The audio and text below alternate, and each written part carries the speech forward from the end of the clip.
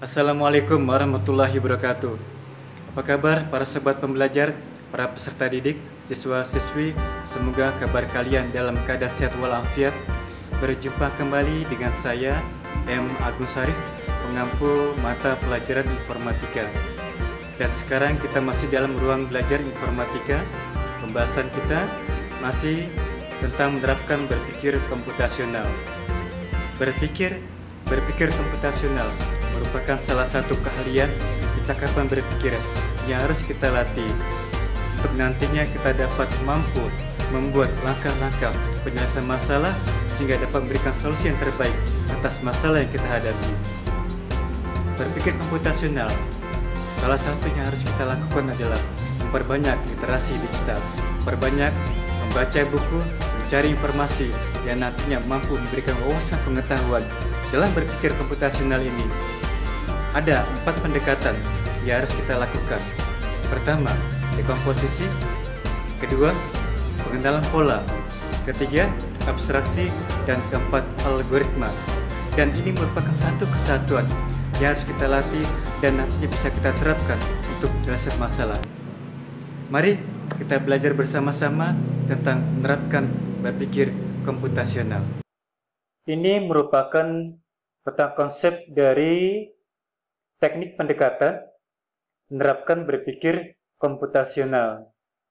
Kita ketahui bersama bahwa berpikir komputasional adalah sebuah konsep berpikir yang digunakan untuk menganalisis permasalahan yang kita hadapi dan nantinya kita bisa menemukan solusi-solusi yang lebih tepat, yang lebih akurat sehingga permasalahan yang akan kita selesaikan dapat tercapai.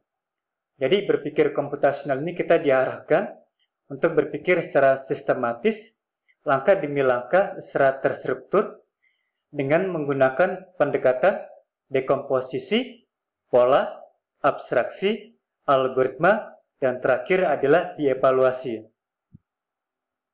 Jadi kita akan berusaha untuk melatih kemampuan berpikir kita saat menemukan permasalahan dengan berpikir secara komputasi dengan pendekatan teknik seperti ini.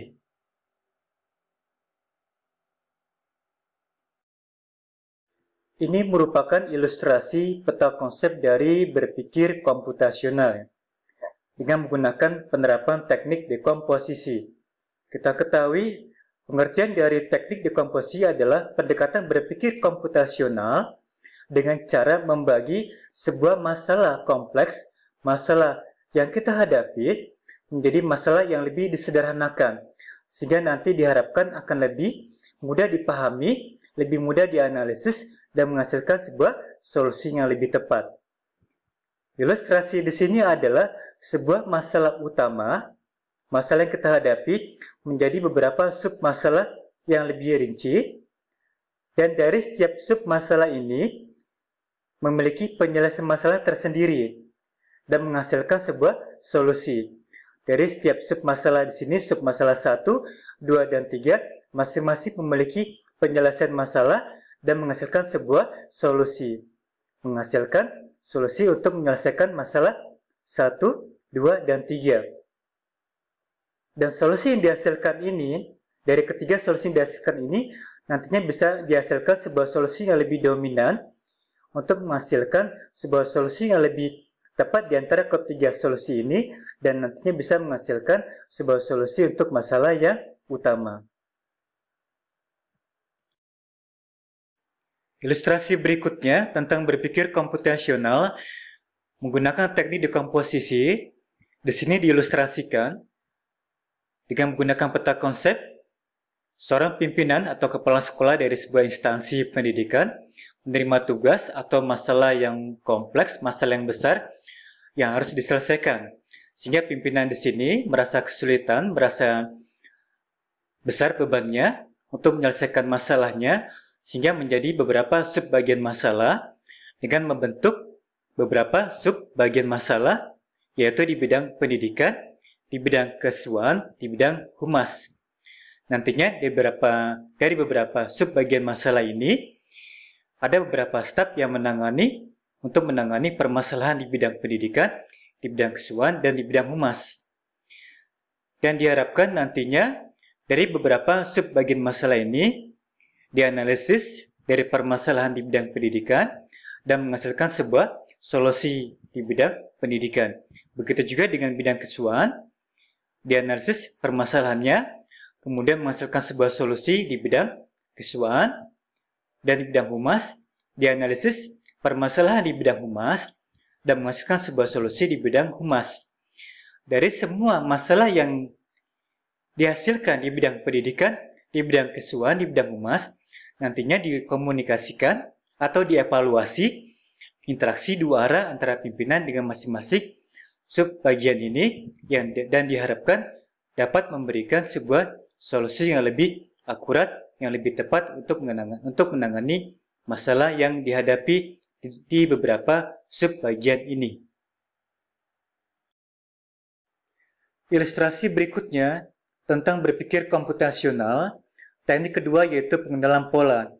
Pengenalan pola di sini yaitu mengenal karakteristik, menggunakan pola yang sama, penyelesaian yang sama, solusi yang sama dari masalah yang lain yang bisa diterapkan untuk masalah yang baru. Diilustrasikan dengan menggunakan penjumlahan bilangan angka di sini ya. Di sini ada bilangan angka 1, 2, 4, 6, 9, 12 ya. Bagaimana bentuk polanya? Untuk bisa mengisi bilangan yang kosong di sini. Kita lihat 1 ditambah 1, 2, 2 ditambah 2, 4, 4 ditambah 2, 6, 6 ditambah 3, 9, 9 ditambah 3, 12. Melihat bilangan angka di sini, polanya adalah dari mulai angka 2, 2 ditambah 2, 4, 4 ditambah 2, 6. Jadi ada penambahan 2 angka. Penambahan 2 angka dengan 2 kali perulangan. Sehingga menghasilkan angka 2, 4, dan 6. Selanjutnya, untuk menghasilkan angka 9 dan 12, polanya adalah sebelumnya adalah dengan menambah angka 2, dan sekarang adalah menambah angka 3. 6 ditambah 3, 9. 9 ditambah 3, 12. Jadi dengan menambahkan angka 3 secara 2 kali perulangan. Jadi polanya adalah 2 ditambah 2, kemudian ditambah 3. Ya. Dan untuk menghasilkan bilangan di sini adalah dengan menambahkan angka 4. Ya. Menambahkan angka 4 sebanyak 2 kali perulangan. Kemudian angka selanjutnya adalah dengan menambahkan angka 5 dengan 2 kali perulangan. Hasilnya bisa kita lihat di sini. Polanya adalah yaitu dengan menambahkan 2 angka, ya. Pertama adalah penambahan 2 angka, kemudian penambahan 3 angka, kemudian penambahan 4 angka, selanjutnya adalah penambahan 5 angka sebanyak 2 kali perulangan. Jadi polanya adalah 2, 2, 3, 3, 4, 4, 5, 5. Ilustrasi berikutnya masih di teknik pengenalan pola, yaitu mencari pola atau bentuk atau solusi yang sama yang kemungkinan bisa diterapkan untuk masalah yang sedang kita hadapi. Jadi kita mencari pola, mencari bentuk yang sama untuk masuk menyelesaikan masalah yang baru yang kita hadapi. Di sini diilustrasikan adalah sebuah pola. Sebuah pola yang akan kita pelajari bentuk polanya yang nantinya bisa diterapkan untuk masalah yang baru. Ya. Di sini ilustrasinya adalah sebuah tanda panah. Tanda panah mengarah pada sudut 90 derajat, kemudian dimiringkan ke kanan mengarah pada sudut 45 derajat, dimiringkan ke kanan dengan tanda panah lurus ke arah kanan mengarah pada sudut 360 derajat, kemudian dimiringkan kembali mengarah pada sudut 315 derajat, dimiringkan kembali dengan tanda panah ke bawah mengarah pada sudut 270 derajat. Dan untuk mengisi bilangan tanda panah di sini, dengan mempelajari pola di sini, pola pada perputaran sudut. Perputaran sudut 90 derajat, 45 derajat, 360 derajat, 315 derajat, 270 derajat, kemudian kita arahkan tanda panah di sini mengarah pada sudut 225 derajat. 225 derajat, dan tanda panah berikutnya kita arahkan pada sudut 180 derajat. Melihat dari hasil di sini adalah sebagai berikut. Ya, tanda panah ini mengarah pada sudut 225 derajat dan terakhir pada sudut 180 derajat dengan mempelajari perputaran sudut yang ada di sini. Jadi kita mengambil pola yang sama, mengambil bentuk perputaran yang sama untuk mengisi bilangan tanda panah di sini. Kemudian pendekatan berikutnya, abstraksi, merupakan teknik pendekatan dalam berpikir komputasional, merupakan teknik untuk mencari informasi-informasi yang lebih dominan, informasi-informasi yang lebih penting dari informasi yang lainnya. Artinya, pada saat kita menganalisis suatu masalah, kita akan mencari bahan-bahan informasi dan menemukan informasi-informasi, dan kita harus memilah informasi yang penting dan kurang penting ya. Jadi, untuk mempercepat proses pencapaian solusi, kita mengambil informasi-informasi yang lebih penting dan menghilangkan informasi yang kurang penting. Diilustrasikan di sini menu utama dari program Visual Scratch, di mana siswa dihadapkan harus menghafal menu utama dari Visual Scratch. Maka untuk mempercepat proses penghafalan menu utama dari Visual Scratch di sini, maka informasi menu utama inilah yang lebih dominan, yang lebih diutamakan. Yaitu dari menu utama di sini, Scripts, Custom, dan Sound memiliki sub menu utama, Motion, Look, Sound, Span, Data, Event, Control, Sensing, Operator, Block. Maka informasi ini lebih dominan diutamakan untuk diambil, walaupun kalau kita klik dari salah satu sub menu utama di sini, memiliki detail informasi yang lebih rinci ya, seperti ini. Ada Move, Turn Right, Turn Left, Go to X, Glide. Maka ini dihilangkan informasi ini.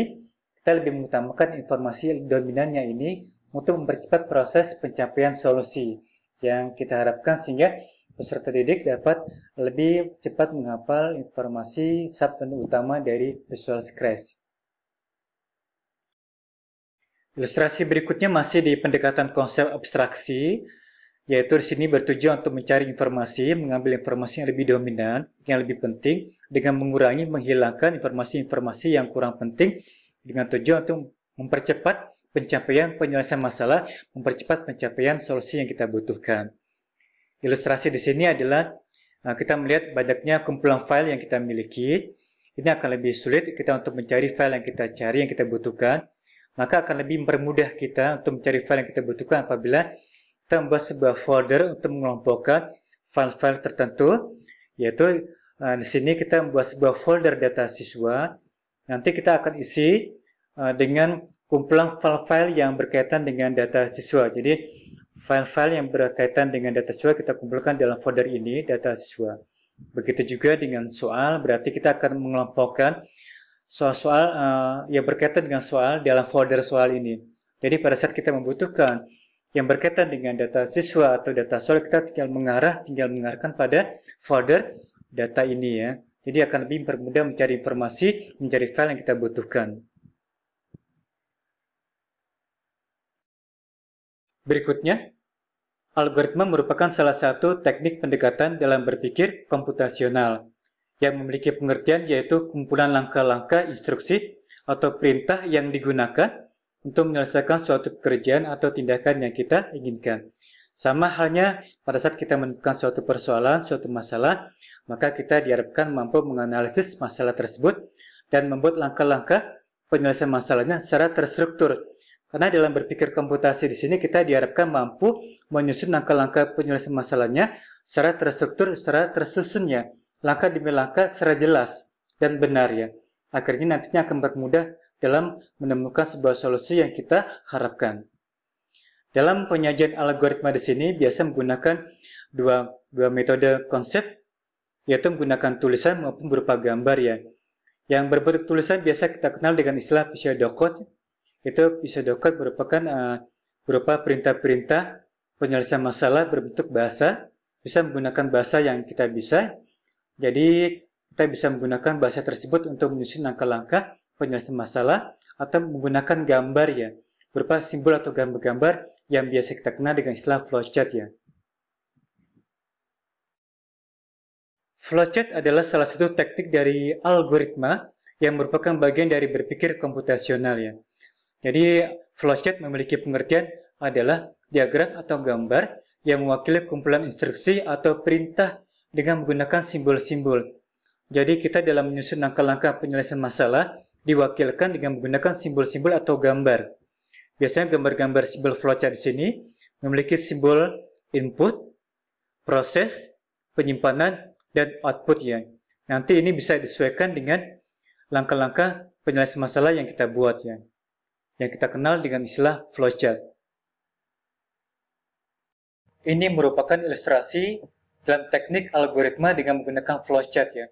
Jadi dalam menyelesaikan permasalahan kita menggunakan simbol-simbol gambar yang kita kenal dengan flowchart, disimbolkan dengan tanda opal, artinya dimulai dan selesai, tanda jajaran genjang, artinya input menerima masukan dan keluaran, tanda kondisi menanyakan kondisi, tanda berbentuk segi 4, ini merupakan memproses data, dan ini diilustrasikan, masalah adalah banjir ya, maka dimulai, kemudian kita menerima input, atau masalahnya adalah banjir, kemudian menanyakan kondisinya, ya atau tidak. Jika banjir, maka akan dibuatkan langkah-langkah penyelesaian masalahnya, yaitu membersihkan saluran air, tidak membuang sampah, dan penghijauan. Ini merupakan langkah-langkah penyelesaian masalahnya. Kemudian setelah dilakukan penyelesaian masalahnya, maka warga akan menjadi tenang ya. Outputnya, warga menjadi tenang dan selesai. Ini merupakan simbol-simbol untuk penyelesaian masalah dengan menggunakan flowchart. Pseudocode merupakan bagian dari algoritma, yaitu sebuah kode yang digunakan untuk menulis sebuah algoritma dengan cara yang bebas, tidak terikat dengan bahasa pemrograman tertentu. Artinya, dengan menggunakan cara pseudocode sini, kita dalam menyusun langkah-langkah penyelesaian masalah tidak tergantung dengan menggunakan kode-kode program tertentu, tidak tergantung dengan aplikasi tertentu, tapi kita bebas menggunakan bahasa yang kita mengerti ya. Kita bisa menggunakan bahasa Indonesia, bahasa Inggris untuk menyusun langkah-langkah penyelesaian masalah yang kita hadapi sehingga kemudian dipahami bagi si penggunanya. Ini merupakan ilustrasi menyelesaikan masalah, menyusun langkah-langkah penyelesaian masalah dengan cara pseudocode ya. Kita bisa menggunakan bahasa tertentu, bahasa yang kita mengerti, tanpa tergantung dengan bahasa program tertentu ya. Ya, contohnya di sini masalahnya banjir ya. Kemudian kita membutuhkan sebuah variabel ya. Jadi apabila langkah-langkah ini kita konversi, kita terjemahkan ke dalam sebuah bahasa program tertentu untuk menghasilkan sebuah aplikasi, maka kita membutuhkan sebuah variabel ya. Contohnya variabel i ya. Kita tentukan jenisnya adalah karakter. Kenapa karakter? Karena masalahnya adalah banjir ya. Nanti kita input, jadi kita input berupa kata banjir, karena ini berupa sebuah teks berupa karakter, maka kita tentukan sebuah variabel i dengan jenisnya adalah karakter. Kemudian kita input, masalahnya adalah banjir, dan diperiksa kondisinya, kemudian disimpan ya, masalahnya disimpan, dan dilakukan proses memeriksa kondisi, baru kita proses membersihkan saluran air, tidak membuang sampah, penghijauan. Dan akhirnya setelah proses dilakukan, maka selesai dan outputnya adalah warga menjadi tenang. Jadi ini merupakan salah satu langkah-langkah penyusunan penyelesaian masalah dengan cara pseudocode ya, dengan menggunakan bahasa yang kita mengerti tanpa tergantung menggunakan kode program tertentu. Demikianlah pembahasan materi tentang menerapkan berpikir komputasional. Semoga materi disampaikan dapat dipahami, dapat dimengerti, dan silakan apabila ada poin-poin materi yang ingin disampaikan, yang ingin ditanyakan, silakan ditanyakan. Kita saling berbagi informasi, berbagi pengetahuan, dan mari kita bersama-sama berusaha untuk pelajari, menerapkan berpikir komputasional yang nantinya mampu untuk bisa menyelesaikan masalah, langkah-langkah penyelesaian masalah, sehingga memberikan solusi yang terbaik. Tetap semangat, berprestasi, berkarya. Assalamualaikum warahmatullahi wabarakatuh.